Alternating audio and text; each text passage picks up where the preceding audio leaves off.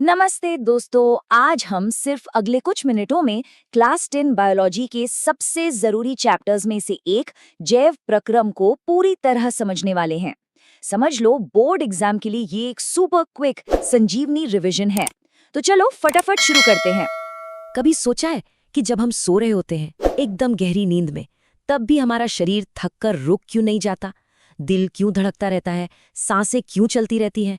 क्या है इसके पीछे का राज? इसका जवाब है जैव प्रक्रम यानी लाइफ प्रोसेसेस।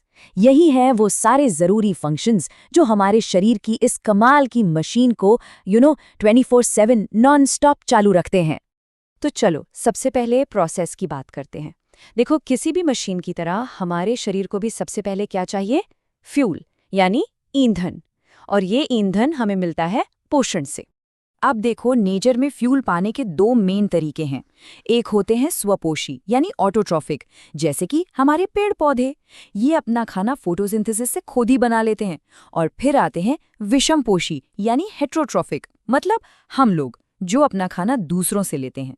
हम इंसानों की बात करें तो हमारा जो डाइजेस्टिव सिस्टम है ना, वो बिल्कुल एक प्रोसेसिंग फैक्ट्री की तरह है। इसका काम एकदम सिंपल है। जो भी कॉम्प्लेक्स खाना हम खाते हैं उसे तोड़ फोड़ कर सिंपल यूजेबल फ्यूल मतलब ग्लूकोज में बदल देना। तो खाने की ये जर्नी शुरू होती है हमारे मुंह से। यहाँ सलाइवा में जो अमाइलेज है वो काम शुरू कर देता है। फिर खाना जाता है पेट में, जहाँ एसिड्स और पेप्सिन प्रोटीन्स को निपटाते हैं। और फाइनली छोटी आंत यानी स्मॉल इंटेस्टाइन में डाइजेशन का काम पूरा होता है और सारा फ्यूल हमारे ब्लड स्ट्रीम में एब्जॉर्ब हो जाता है। ओके, तो अब हमारे पास फ्यूल तो आ गया, लेकिन सिर्फ पेट्रोल डालने से गाड़ी नहीं चलती, राइट? उसे एनर्जी में बदलना पड़ता है। और बस यहीं पर एंट्री होती है हमारे दूसरे प्रोसेस की, श्वसन यानी रेस्पिरेशन। और हाँ, एक बहुत जरूरी बात, रेस्पिरेशन का मतलब सिर्फ सांस अंदर लेना और बाहर छोड़ना नहीं है। बिल्कुल नहीं। ये तो वो मैजिकल प्रोसेस है जिससे वो खाना हमारी सेल्स के लिए एनर्जी में बदलता है। एनर्जी बनाने के भी दो रास्ते हैं। एक है वायवीय श्वसन मतलब एरोबिक, जो ऑक्सीजन की मौजूदगी में होता है और ढेर सारी एनर्जी बनाता है। और दूसरा है अवायवीय श्वसन मतलब एनारोबिक, जो बिना ऑक्सीजन के होता है और हाँ, थोड़ी कम एनर्जी पैदा करता है। तो ये एनर्जी आखिर है क्या? ये होती है एटीपी, पूरा नाम एडेनोसिन ट्राइफॉस्फेट। इसे सेल की एनर्जी करेंसी भी कहते हैं। सोचो, जैसे पैसे से हम कुछ भी खरीद सकते हैं, वैसे ही बॉडी में हर छोटे बड़े काम के लिए यही एटीपी का पावर पैकेट खर्च होता है। चलो, फ्यूल रेडी है, एनर्जी भी बन गई। अब क्या? अब उसे शरीर के हर एक सेल तक पहुंचाना भी तो पड़ेगा। और ये काम करती है हमारे शरीर की सुपर एफिशिएंट कुरियर सर्विस, जिसे हम कहते हैं वहन तंत्र या ट्रांसपोर्टेशन सिस्टम। और इस पूरे नेटवर्क का हेडक्वार्टर कौन है? हमारा दिल, हमारा हार्ट। ये दुनिया का सबसे पावरफुल नॉन स्टॉप पंप है जो हमारे पास है। सच में कमाल की मशीन है। आपको पता है, हमारे दिल में 4 चेम्बर्स होते हैं जो इस पंप को सुपर एफिशिएंट बनाते हैं।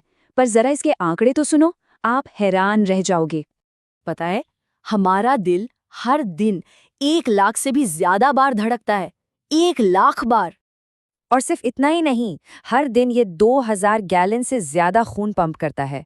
2000 गैलन मतलब इतना कि एक छोटा सा स्विमिंग पूल भर जाए। सोच सकते हो? कमाल है ना? वैसे सिर्फ हम में ही नहीं, पौधों में भी ट्रांसपोर्टेशन सिस्टम होता है। उनमें जाइलम पानी को नीचे से ऊपर ले जाता है, समझो ये 1 वे ट्रैफिक है। और फ्लोएम खाने को हर तरफ पहुंचाता है, ये 2 वे ट्रैफिक है। सिंपल।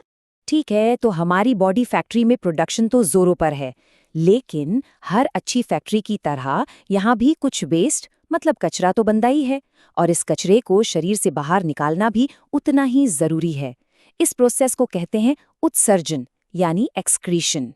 और इस काम के लिए हमारे पास एक सुपर एडवांस्ड फिल्ट्रेशन प्लांट है, हमारी किडनीज यानी वृक्क। इनका मेन जॉब है खून की सफाई करना, उसमें से सारे टॉक्सिक वेस्ट को छानकर बाहर निकालना। और पता है ये फिल्टरिंग कौन करता है? किडनी के अंदर लाखों छोटे छोटे वर्कर्स होते हैं जो ये सारा मुश्किल काम करते हैं। इन्हें हम कहते हैं नेफ्रॉन या वृकाणु। तो ये थे हमारे 4 मेन लाइफ प्रोसेस। चलो, अब टाइम है एक छोटे से MCQ चैलेंज का। देखते हैं कितना ध्यान से सुना आप सबने। पहला सवाल स्क्रीन पर है, पौधों में खाना कौन ट्रांसफर करता है? ऑप्शन ए जाइलम या ऑप्शन बी फ्लोएम? सोचो सोचो। ओके, दूसरा सवाल। हम इंसानों के दिल में कितने चेम्बर्स होते हैं? अरे ये तो बहुत आसान है, फटाफट जवाब दो। और ये रहा फाइनल सवाल, थोड़ा ट्रिकी हो सकता है। सेल की एनर्जी करेंसी एटीपी का फुल फॉर्म क्या है? देखते हैं किसे याद है। तो आपके जवाब क्या थे? फटाफट नीचे कमेंट्स में बताओ।